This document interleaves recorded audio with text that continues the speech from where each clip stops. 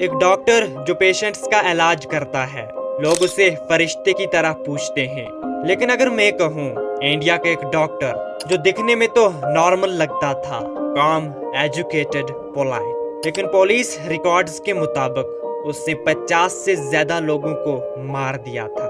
और सबसे शॉकिंग बात, वो सालों तक नॉर्मल जिंदगी जीता रहा। और ये कहानी है देवेंद्र शर्मा की, एक आयुर्वेदिक डॉक्टर जो धीरे धीरे इंडिया के सबसे शॉकिंग क्राइम केसेस में से एक बन गया। और सबसे बड़ी बात, वो सिर्फ एक किलर नहीं था, वो एक प्लानर था। तो आज की वीडियो में हम जानेंगे कि कैसे एक एजुकेटेड डॉक्टर क्राइम की दुनिया में गया, इलीगल किडनी रैकेट्स का सच, टैक्सी ड्राइवर्स के मिस्टीरियस डिसअपीयरेंस और कैसे वो बार बार सिस्टम से बचता रहा। तो वीडियो को एंड तक देखना, क्योंकि लास्ट में आपको पता चलेगा कि वो किस रूप में पकड़ा गया। देखो, देवेंद्र शर्मा का जन्म उत्तर प्रदेश में एक नॉर्मल मिडिल क्लास फैमिली में हुआ। उसने BAMS डिग्री ली और आयुर्वेदिक डॉक्टर बना। 1918 में राजस्थान के बिंदुकी में क्लिनिक खोला और लगभग 10 साल तक सब नॉर्मल रहा। पेशेंट्स का इलाज, रिस्पेक्ट और स्टेबल इनकम। अगर आप उसे उस वक्त देखते तो कभी इमेजिन नहीं करते कि फ्यूचर में उसका नाम क्राइम हिस्ट्री में लिखा जाएगा। लेकिन फिर आया 1994 और एक डिसीजन ने सब बदल दिया। 1994 में शर्मा ने अपने लगभग 11 लाख की सेविंग्स एक गैस एजेंसी डीलरशिप में इन्वेस्ट की और बाद में डील फ्रॉड निकली। पैसे गए, सपने गए और साथ ही साथ कॉन्फिडेंस भी टूट गया। फाइनेंशियल लॉसेस ने उसकी थिंकिंग को चेंज कर दिया। फाइनेंशियल प्रेशर बढ़ गया और यहीं से उसके दिमाग में डेंजरस थिंकिंग शुरू हुई। पुलिस इंटेरोगेशन के मुताबिक उसने बाद में कहा था कि सिस्टम ने उससे धोखा दिया। और जब एक इंसान के अंदर रिसेंटमेंट जन्म होता है तो वो खतरनाक डायरेक्शन ले सकता है।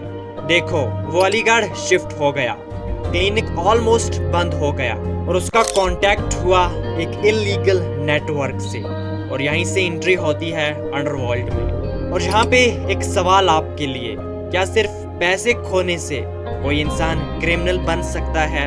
कमेंट में जरूर लिखें। देखो, 1990 के दौरान इलीगल ऑर्गन ट्रेड इंडिया में एक बड़े अंडरग्राउंड इशू था। इन्वेस्टिगेशन में शर्मा का नाम इलीगल किडनी ट्रांसप्लांट रैकेट से जुड़ गया। पुलिस रिपोर्ट्स के मुताबिक उसके कनेक्शन 100 से ज्यादा इलीगल ट्रांसप्लांट से बताए गए और हर ट्रांसप्लांट में लाखों रुपए इन्वॉल्व थे। फास्ट मनी, लो इमोशन, हाई प्रॉफिट। और यहीं से उसका एक्सपोजर क्राइम वर्ल्ड में स्ट्रांग हो गया। और जब इंसान पैसे को इंसानी जिंदगी से ऊपर रख देता है तब लाइन क्रॉस हो चुकी होती है। लेकिन अभी तो डार्क फेस शुरू होना बाकी है। लेट 1990 में शर्मा ने पैटर्न को चेंज किया। टारगेट बनाए commercial vehicle drivers. Plan simple था, ड्राइवर को आइसोलेटेड जगह ले जाना, व्हीकल कैप्चर करने के बाद ब्लैक मार्केट में बेचना। पुलिस इंटेरोगेशन में शर्मा ने 50 से ज्यादा मर्डर्स का क्लेम किया, लेकिन ऑफिशियल कंफर्म्ड नंबर्स अलग अलग रिपोर्ट्स में वेरी करते हैं। पुलिस के मुताबिक ये बॉडीज को कैनल्स में डंप करता था, जहां से रिकवरी मुश्किल होती थी। इसी वजह से कई फैमिलीज को तो बॉडी तक नहीं मिली। और ये सिर्फ क्राइम नहीं, ये एक कैलकुलेटेड सिस्टम था। लेकिन 2000 के बाद फोकस फिर शिफ्ट हुआ टैक्सी ड्राइवर्स पर। दिल्ली और NIR एरिया में ड्राइवर्स मिसिंग रिपोर्ट्स होने लगी। Fake booking, remote location, driver missing, taxi गायब। लेकिन इस पैटर्न ने फाइनली पुलिस की अटेंशन को अट्रैक्ट किया और ये केस मीडिया में तब आया जब 2004 में पुलिस ने एक ट्रैप ऑपरेशन में शर्मा को अरेस्ट किया। अरेस्ट के बाद इंटेरोगेशन में मल्टीपल क्राइम्स कॉन्फेस किए और कोर्ट ने शर्मा को लाइफ इम्प्रिजनमेंट दी और कुछ केसेस में तो डेथ पेनल्टी भी दी। और ऐसा लग रहा था कि चैप्टर क्लोज हो गया है। लेकिन ये कहानी इतनी सिंपल नहीं थी। रिपोर्ट्स के मुताबिक पेरोल के दौरान जब देवेंद्र शर्मा को छोड़ा गया था, लेकिन वो बाद में वापस नहीं गया और फिर पुलिस ने बाद में उसको अरेस्ट किया।